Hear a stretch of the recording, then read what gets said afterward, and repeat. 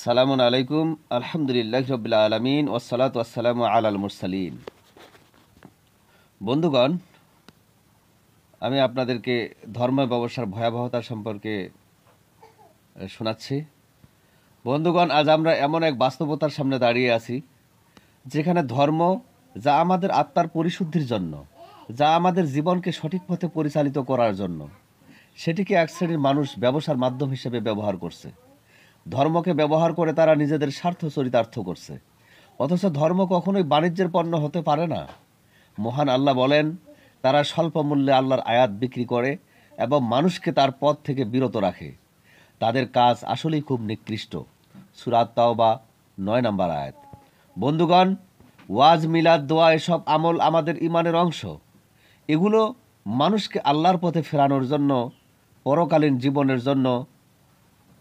জীবনের জন্য প্রস্তুত করার জন্য। কিন্তু আজ এগুলো এক একটিকে লাভজনক ব্যবসায় পরিণত হয়েছে।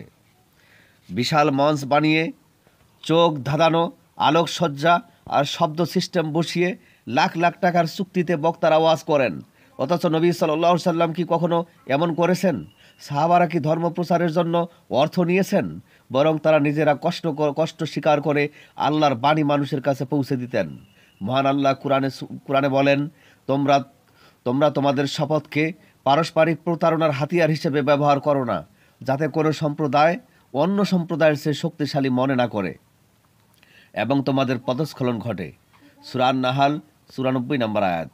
বন্ধুগণ, মিলাদ পড়ানো, দোয়া করানো, কুরআন তেলাওয়াত এসবও এখন অর্থের বিনিময়ে হতে হচ্ছে। কেউ মারা গেলে জানাজা পড়ানোর জন্যও টাকা দিতে হয়। অথচ ইসলামে এসব আমল একেবারেই স্বতঃসিদ্ধ। এজন্য কোনো মূল্য নির্ধারিত করা হয়নি। নবীজি সাল্লাল্লাহু আলাইহি সাল্লাম আমাদের শিখিয়েছেন যে জানাজা পড়া মুসলমানদের উপর একে অপরের অধিকার। রাসূলুল্লাহ সাল্লাল্লাহু আলাইহি সাল্লাম বলেছেন, তোমরা মৃত ব্যক্তির জানাজা পড়ো, কেননা এটি মৃতের প্রতি সম্মান প্রদর্শের নাম। সহিহ মুসলিম হাদিস নাম্বার 946। বন্ধুগণ, কুরআন শিক্ষা যা প্রত্যেক মুসলমানের জন্য ফরজ, সেটিও আজ ব্যবসার বস্তু হয়ে দাঁড়িয়েছে। এক সময় মানুষ বিনা স্বার্থে একে অপরকে কোরআন শিক্ষা দিত, কিন্তু এখন মাদ্রাসায় ভর্তি না হলে, মোটা অঙ্কের টাকা না দিলে কোরআন শেখার সুযোগই মেলে না। অর্থাৎ যাদের টাকা নেই তাদের জন্য দ্বীনের জ্ঞান লাভ করাও কঠিন হয়ে গেছে।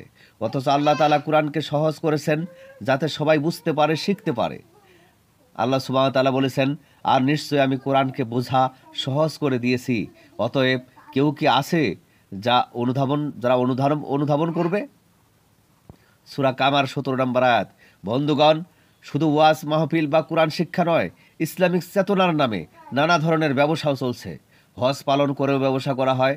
ওমরাও লাভজনক পণ্যে পরিণত হয়েছে। বড় বড় ধর্মীয় প্রতিষ্ঠানে চাঁদার নামে কোটি কোটি টাকা তোলা হয়, অথচ গরিব মুসলমানের পাশে দাঁড়ানোর কেউ নাই। রাসূলুল্লাহ সাল্লাল্লাহু আলাইহি সাল্লাম বলেছেন, যে ব্যক্তি মানুষের কষ্ট দূর করে, আল্লাহ কিয়ামতের দিন তার কষ্ট দূর করবেন। সহিহ মুসলিম হাদিস নাম্বার 2699। বন্ধুগণ, ধর্মে ব্যবসার এই প্রবণতা ইসলামের মৌলিক শিক্ষার বিপরীত।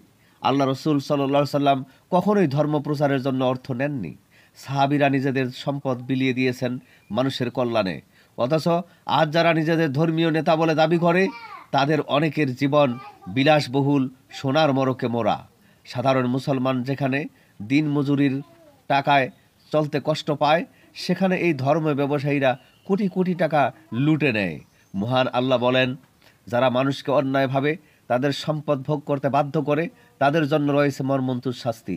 সূরা আল বাকারা আয়াত নম্বর 174। বন্ধুগণ, আল্লাহ তাআলা কুরআনে স্পষ্টভাবে বলেছেন যে যারা ধর্মের নামে প্রতারণা করে, যারা আল্লাহর বাণী গোপন করে, তারা আগুন খাচ্ছে। মহান আল্লাহ সুবহানাহু ওয়া তাআলা বলেছেন, নিশ্চয়ই যারা আল্লাহর কিতাব থেকে যা কিছু গোপন করে এবং তার স্বল্প মূল্যে বিক্রি করে দেয়, তারা তাদের পেটে আগুন ভরছে। সূরা আল বাকারা 174 নম্বর আয়াত। কিন্তু আজ আমরা সেই ব্যবসায়ীদের কৌশলে বিভ্রান্ত হয়ে যাচ্ছি। আমাদের এখনই সময় এসেছে জেগে ওঠার, সত্য মিথ্যার পার্থক্য বোঝার। আমরা কি সত্যিই আল্লাহর দেওয়া ধর্ম মানছি, নাকি কিছু স্বার্থান্বেষী মানুষের সাজানো ধর্মকে অনুসরণ করছি? এই প্রশ্নের উত্তর আমাদের খুঁজতে হবে। আমাদের দিনের প্রকৃত শিক্ষা জানতে হবে। বন্ধুগণ, এখনও সময় আছে। আমরা যদি সচেতন হই, তবে এই ধর্ম ব্যবসায়ীদের হাত থেকে মুক্ত হতে পারব। আমাদের উচিত কুরআনকে নিজে পড়া, বোঝার চেষ্টা করা, যাতে অন্য কারো দালালি না লাগে। আমাদের উচিত বিনা স্বার্থে দিনের প্রচার করা, যাতে কেউ ধর্মকে ব্যবসায় পরিণত করতে না পারে। ইসলাম কোনো পণ্য নয়, এটি আমাদের জীবন ব্যবস্থা, এটি আল্লাহর দেওয়া দিশা। আর যারা আমার পথের জন্য সংগ্রাম করে, আমি অবশ্যই তাদের আমার পথে পরিচালিত করব। মহান আল্লাহ সুবহানাহু ওয়া তাআলা সূরা আনকাবুতের ৬৯ নম্বর আয়াতে বলেছেন। আসুন আমরা সত্যের পথে ফিরে যাই, ধর্ম ব্যবসার বিরুদ্ধে রুখে দাঁড়াই এবং ইসলামের প্রকৃত শিক্ষাকে গ্রহণ করি।